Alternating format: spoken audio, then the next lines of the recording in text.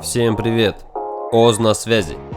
И в этом видео я поделюсь с вами очень полезной информацией. Особенно это будет полезно новичкам или тем игрокам, кто черпает информацию из YouTube, а особенно из моих роликов. В этом видео я расскажу вам про молитвы. Расскажу, что это такое, как это делать и какие молитвы улучшать в первую очередь. Итак, поехали! А пока я делаю это видео, на ферму одного из наших ребят напал Королевский Альянс. Это ферма игрока, который недавно принимал несколько сборов от наших топ-игроков. Видео об этом событии вы можете найти на моем канале, ссылка сейчас в правом верхнем углу. Давайте посмотрим отчет. Атака в соло и ловушка сработала, враг разбился. Ну а вы пока налейте чайку и принесите сладких плюшек. Постараюсь уложиться в 10 минут. Многие из вас наверняка задавались вопросом, что же такое молитвы, как они работают и что же молить в первую очередь, какой навык важнее всего и куда нужно тратить гербы, ведь гербы достаются очень тяжело и тратить их надо с умом, но когда заходишь в дом молитв, глаза начинают разбегаться и хочется прокачать все и сразу. И чтобы начать улучшать наши навыки, нам нужно нажать на кнопку улучшения, которая находится вот здесь. Начну с такой интересной функции, которую добавили относительно недавно, может 4 или 6 месяцев назад, точно я уже не помню.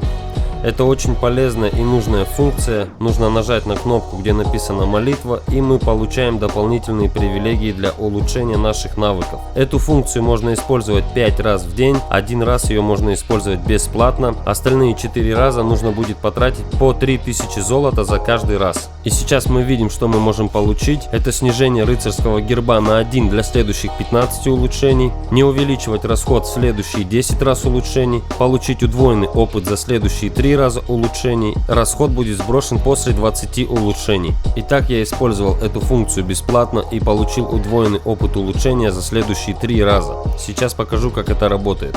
В данный момент я улучшаю навык истребления у рыцарей Грифона, и мы переходим в этот навык. Здесь мы видим зеленую кнопку улучшения, на которой нам показано, сколько опыта мы получим, если нажмем эту кнопку один раз. А вот здесь находится шкала опыта, где показано, сколько очков опыта нам нужно, чтобы перейти на следующий уровень. В нашем случае за одно нажатие кнопки мы получим 1260 опыта. Но так как мы получили дополнительную привилегию, мы получим 2520 очков опыта и потратим на это 25 гербов. С каждым нажатием кнопки количество гербов будет расти на 1. Как вы можете видеть, после того, как я 3 раза нажал кнопку «Улучшить», я получил двойной опыт, и теперь мне нужно 28 гербов для следующего улучшения.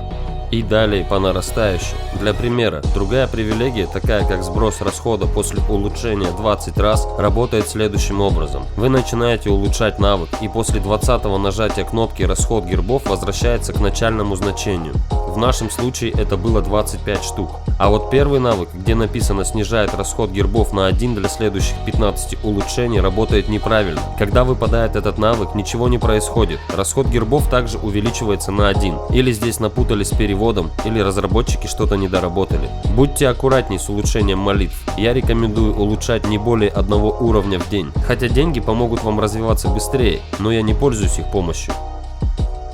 Более подробная информация о каждом навыке написана вот в этих окошках. Вот здесь мы можем узнать, что нас ждет на следующем уровне развития, насколько улучшатся наши атрибуты. А вот в этом окошке мы узнаем, какие атрибуты у нас действуют на данный момент. Иметь хорошие молитвы очень важно. Они добавляют вашим войскам скрытые способности, такие как урон, оборонительный урон, снижение полученного урона и другие. Во многих сражениях уровень молитв оказывается решающим фактором. Ваша статистика может быть меньше вражеской, но имея хорошие молитвы, вы обеспечите себе победу в битве. Все эти способности можно посмотреть в казармах. Если мне не изменяет память, то казарма уровня Престиж 1, Престиж 3, Престиж 5 и Престиж 6 добавляют вам по одной способности каждая. Эти скрытые способности есть абсолютно у всех уровней войск, но улучшать их можно начиная с 9 уровня. Только что мы смотрели пехоту 8 уровня, а сейчас перед нами пикинеры 9 уровня. И вот в этом окошке мы можем видеть отличия. У всех войск 9 уровня и выше мы можем видеть надпись «Можно укрепить» на каждой способности. Под названием способности есть краткое пояснение, а если нажать на способность, то нас автоматически перебрасывает в дом молитв на соответствующий навык, где мы можем уже более подробно изучить описание и начать улучшение. Насколько мне известно, молитвы также играют очень важную роль в продвинутых сборах, в то время как ваша статистика абсолютно не имеет никакого значения. И все ваши войска получают статистику сборщика. Чем выше ваши молитвы, тем больше вражеских солдат смогут убить ваши войска. Поправьте меня в комментариях, если я ошибаюсь. Если вы улучшите одну из способностей войск на максимум, то надпись «Можно укрепить» исчезнет. Для примера, у меня есть молитва на Т10 конях уклонения, прокачанная на максимум. И как видите, надписи зелеными буквами здесь нет. А если нажать на эту способность, то мы видим, что нужно улучшить величие постройки. Но, к сожалению, а может даже и к счастью, престиж 6 это максимальный уровень постройки. Вот здесь можно увидеть максимально прокачанный навык моих коней. К сожалению, у меня это единственная способность, которую я смог забить до конца. Итак, молить можно войска, начиная с Т9 уровня и заканчивая Т13 войсками Верховного Легиона. У меня, как видите, открыты не все войска 13 уровня, потому что я ими пока не пользуюсь. Они очень дорогие в обучении и содержании. Если кто не в курсе, они потребляют даже защищенную еду.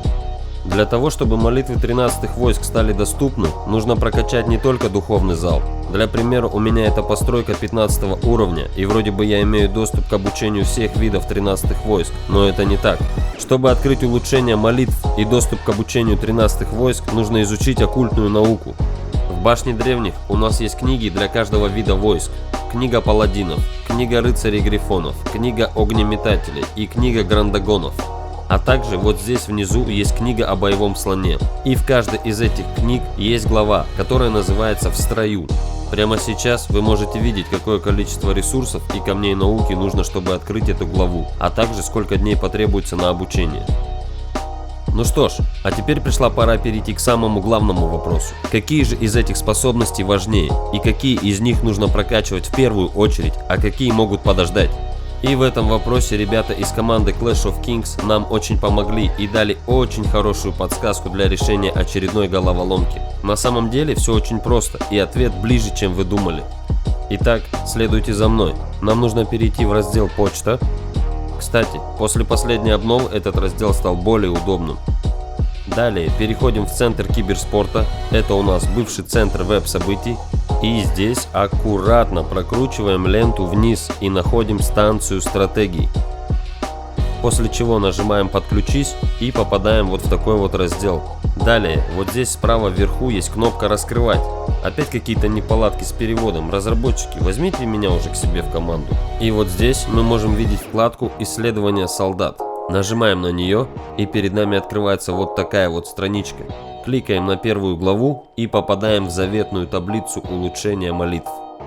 Она так и называется «Советы о порядке улучшения навыков солдат дома молитв».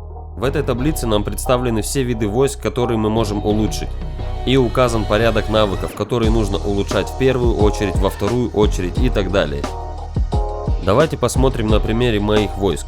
У грифонов я в данный момент улучшаю навык истребления. Он стоит под номером 1, значит я все делаю правильно. А вот если посмотреть на коней 10 уровня, то навык уклонения второй в очереди. И значит я немного ошибся, когда решил закрыть его на максимальный уровень. Нужно было начинать с навыка топот. Вот такая вот полезная таблица, которая даст вам ответы на ваши насущные вопросы. Пользуйтесь на здоровье. Слова благодарности можете написать в комментариях или поддержать развитие канала рублем. Ссылка будет в описании. Как гласил слоган сериала «Секретных материалов», истина где-то рядом. И иногда она даже ближе, чем кажется.